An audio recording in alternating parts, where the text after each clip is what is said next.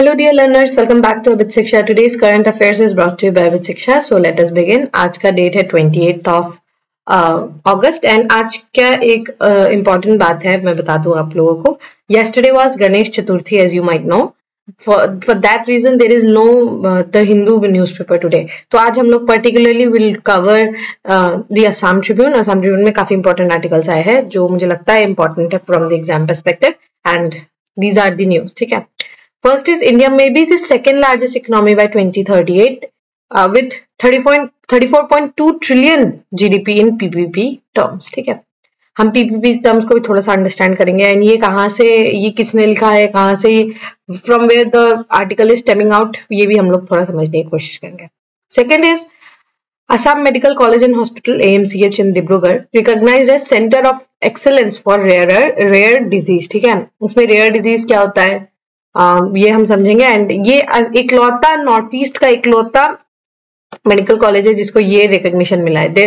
अगर एग्जाम में आता है तो ये हम लोग कंफ्यूज हो सकते हैं with Guwahati medical college, right, लेकिन it is Dibrugarh medical college. Dibrugarh में जो आसाम मेडिकल कॉलेज है that has been given this prestigious recognition. ठीक है, and last is centre to issue ₹100 coin on Sudhakantha's birth centenary. तो डॉक्टर भूपेन हजारिका के बर्थ सेंटिनरी पे state government, central government जो एक ₹100 का एक कॉइन इशू करेंगे. ये आर्टिकल है 3. ठीक है, वैसे ही September 9th I think the celebrations will begin. तो दिन आ ही गया, मतलब 9 days remain, right, almost 9 days, 9-10 days ऐसा बच जाता है. पहला देखिए, इंडिया में भी the second largest economy bye 2038 with 34.2 trillion GDP in PPP terms. ठीक है, तो PPP टर्म्स क्या होता है देखिए, नॉमिनल, अगर नॉमिनल देखे व्हाट इज मतलब अगर आपको किसी भी दो देशों के बीच में अगर आपको काउंट करना है तो आप नॉमिनल GDP से काउंट करते हैं या आप उसको रियल GDP से काउंट करते हैं, और सबसे एक्यूरेट तरीका अगर आपको चाहिए तो आप लोग PPP से उसको काउंट करते हैं. ठीक है, नॉमिनल में हम लोग नॉमिनल GDP में क्या करते हैं, नॉमिनल GDP में we keep a basket of goods. ठीक है, एक बास्केट ऑफ गुड्स रहता है, उसमें बहुत सारी चीजें होती हैं. ठीक है, बहुत सारी चीजें होती है, जैसे एग्रीकल्चर के कुछ गुड्स होंगे, हम लोग हर चीज तो नहीं कर सकते तो हम लोग एक सैंपल ले लेते हैं और उस सैंपल को असाइन कर देते हैं कुछ वेटेज. जैसे अगर इंडिया के केस में है, अगर हमें किसी और कंट्री के साथ अपना GDP कंपेयर करना है नॉमिनल में, तो अगर हम इंडिया और यूएस का कंपैरिजन करेंगे तो यूएस का जो कुछ गुड्स होंगे और इंडिया के कुछ गुड्स होंगे उनको हम लोग एक साथ लेकर आएंगे. जैसे यूएस का कुछ लेट्स से गेहूं का खेती या फिर वीट का कल्टीवेशन करते, इंडिया कुछ वीट का कल्टीवेशन करता, तो हमने एक वीट का बास्केट बना दिया. हमने एक ऐसे सिमिलरली मैन्युफैक्चरिंग का बास्केट बना दिया, सर्विसेज का भी कुछ बास्केट हम लोगों ने बना दिया. तो इस तरीके से एक बास्केट हमने क्रिएट किया, उसको हम काउंट करते हैं नॉमिनल GDP. रियल GDP क्या होता है, जब हम इस बास्केट में कुछ तो इन्फ्लेशन होगा, है ना. लेट्स से 5% इन्फ्लेशन है यूएसए में, 4% इन्फ्लेशन है इंडिया में, तो हम जब ये इन्फ्लेशन को एडजस्ट कर देते हैं ना, कि मतलब अगर 100 रुपए आया, एक्चुअल में ये 100 रुपए है कि ये एक्चुअल में इसका प्राइस 96 है, क्योंकि 100 तो हमें दिख रहा है pre adjustment of inflation, right, लेकिन जैसे हमने इन्फ्लेशन को एडजस्ट कर दिया हमें पता चला कि एक्चुअल प्रोडक्शन तो 96 रुपए का ही है. लेकिन जब हम इसको इन्फ्लेशन को एडजस्ट किया, मतलब इन्फ्लेशन एक्स्ट्रा प्राइस राइज जो है उसके कारण ये हमें दिख रहा है कि हाँ इन्फ्लेटेड अमाउंट में GDP हमें दिख रहा है ये बहुत ज्यादा है, लेकिन एक्चुअल अमाउंट का जो वैल्यू प्रोड्यूस्ड है इंडिया में, क्योंकि 4% GDP है, तो 100 रुपए अगर हमें नॉमिनल GDP में दिख रहा है, जब हम उसको इन्फ्लेशन के साथ एडजस्ट करेंगे तो हमें क्या देखने को मिलेगा कि इंडिया में सिर्फ 96 रुपीज का worth of goods have been produced. ठीक है, नॉमिनल रियल में समझ में आया. PPP टर्म्स भी सेम ही है, बस इसमें क्या है, इसमें आप जो करेंसी है, ठीक है, PPP में करेंसी को आप लोग as a mark of value लेते हैं and it is the more reliable one. ठीक है, एक मोर रिलायबल है कि मतलब परचेजिंग पावर में अगर मैं इंडिया में रहकर एक बर्गर 50 रुपए का खरीदती हूँ, ठीक है, अगर एक बर्गर 50 रुपए का खरीदती हूँ, ठीक है, और अगर $1, आप ध्यान से सुनना, ठीक है, $1 अगर 80 रुपए का है, 80 रुपए का, ठीक है, क्या समझे हम कि एक बर्गर इंडिया में, बर्गर की बात कर रही हूँ, ठीक है, मैं बी लिख देती हूँ, एक बर्गर इंडिया में 50 रुपए में बिक रहा है. $1 कितना है? 80 रुपीज में। दैट मीन्स अगर कोई यूएसए से इंडिया में आता है बर्गर खाने, ठीक है, अगर यूएसए से कोई इंडिया में आता है बर्गर खाने तो उसे 1.5 ऑलमोस्ट 1.5 बर्गर्स मिल जाएंगे।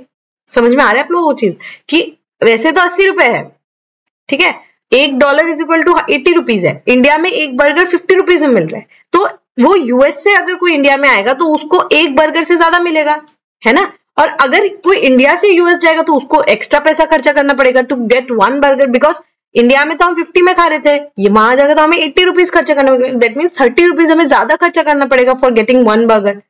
लेकिन यूएसए से अगर कोई आएगा तो वो क्या होगा, उसको बर्गर सस्ता पड़ेगा, ही कैन कंज्यूम मोर, ठीक है, ही कैन कंज्यूम मोर, है ना। या अगर आपको समझ में आ रहा है तो मैं बहुत आपको बेसिक सा जो है चीज समझाने की आपको कोशिश कर रही हूँ। तो दिस इज द कॉन्सेप्ट। ये अच्छा है बुरा है, ये इंपोर्ट और एक्सपोर्ट पे डिपेंड करता है। अगर इंपोर्ट अगर बहुत महंगा है, मतलब दूसरे कंट्री अगर बहुत एक्सपेंसिव है तो इंपोर्ट में हमें प्रॉब्लम होगा, लेकिन एक्सपोर्ट पे अच्छा होगा ना, क्योंकि हमारा गुड्स अगर सस्ते में जा रहा है तो बहुत ज्यादा बिकेगा। अगर रुपी का वैल्यू बहुत कम है तो हमें इंपोर्ट में दिक्कत होगा, लेकिन एक्सपोर्ट से हमारा कॉम्पिटिटिव हो जाएगा। तो बहुत सारी चीजें हैं, ठीक है, आई एम एक्सपेक्टिंग आप लोगों को ये चीज आता होगा, ठीक है। So India's economy is projected to reach USD 20.7 trillion in purchasing power parity। मतलब purchasing power parity में हम ये अचीव करने वाले हैं, जो मैंने आपको लास्ट वाला कॉन्सेप्ट बताया। And may become world's second largest economy by 2038 with a GDP of $34.2 trillion। अगर अभी हम 5 ट्रिलियन पे भी नहीं है, ठीक है, और हमारा 2038 तक लोगों को एस्टिमेशन है, ईवाई को एस्टिमेशन है, अर्नेस्ट एंड यंग को एस्टिमेशन है कि हम 34.2 ट्रिलियन को चले जाएंगे, witnessing a growth of 6 to 8% year on year. लेकिन हमें अगर विकसित भारत बनना है, that means we need an annual growth of 10% every year, ठीक है, ईयर ऑन ईयर ग्रोथ हमें 10% का चाहिए रहेगा, तभी हम इसको अचीव कर पाएंगे। Report highlights India's strong economic fundamentals such as high savings and investment rate, domestic consumption बहुत है, demographic जो हमारा डिविडेंड है, ये गोल्डन पीरियड चल रहा है, ठीक है, इंडिया का। जो अगर विकसित होना है, once in a lifetime moment है ये, अगर विकसित होना है इसी समय होंगे, क्योंकि सबसे ज्यादा पॉपुलेशन वर्केबल कंडीशन पे है। सारे कंट्रीज इस समय पे ग्रो किए हैं सबसे ज्यादा, जब उनका डेमोग्राफिक डिविडेंड बहुत हाई है, ठीक है, बहुत सस्टेनेबल है, हमारा फिजिकल पोजिशन भी बहुत अच्छा है। दीज आर दी की driver of growth. Domestic consumption है हमारा, तो ये सब की ड्राइवर्स ऑफ ग्रोथ है। डिस्पाइट ग्लोबल चैलेंजेस है, ग्लोबल अनसर्टेनिटीज है, रेड सी क्राइसिस है, ट्रेड स्लो डाउन है, यूएस भी टैरिफ्स लगा रहा है, फिर भी हमारा डोमेस्टिक डिमांड इतना रिजिलियंट है, इतना स्ट्रांग है कि उतना हमें कोई खास शॉक एंड वेव्स हमें फील नहीं हो रही। Why? Because of our resiliency of our domestic consumption, ठीक है। और modern technology we are trying to engage with other countries, we are trying to diversify our palette. Russia है, China है, US है, EU है, then we have UK, so many other things that are playing constantly. Our year on year growth is around 6%, जबकि दूसरे देशों का growth जो है वो स्टैग्नेट हो गया है।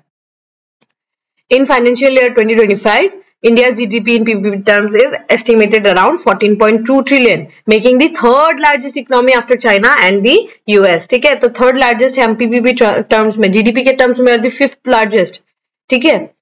India and the US maintain an average growth rates of 6.5% and 2.5%, 2.1%. US का growth year on year growth है 2.1%, इंडिया का है 6.5%।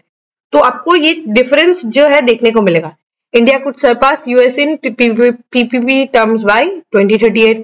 UI also noted that potential impacts of US tariffs on selected Indian products may be limited to 0.9% of GDP. अगर US हम पे tariff लगाता भी है तो भी हमें 1% ऑफ जीडीपी से ज्यादा का इम्पैक्ट नहीं पड़ेगा। इसका ये मतलब नहीं कि हम काम नहीं करेंगे, इसका ये मतलब है कि उतना ज्यादा हमें इफेक्ट नहीं पड़ना चाहिए, but we should be open for negotiation, trade negotiation, ठीक है।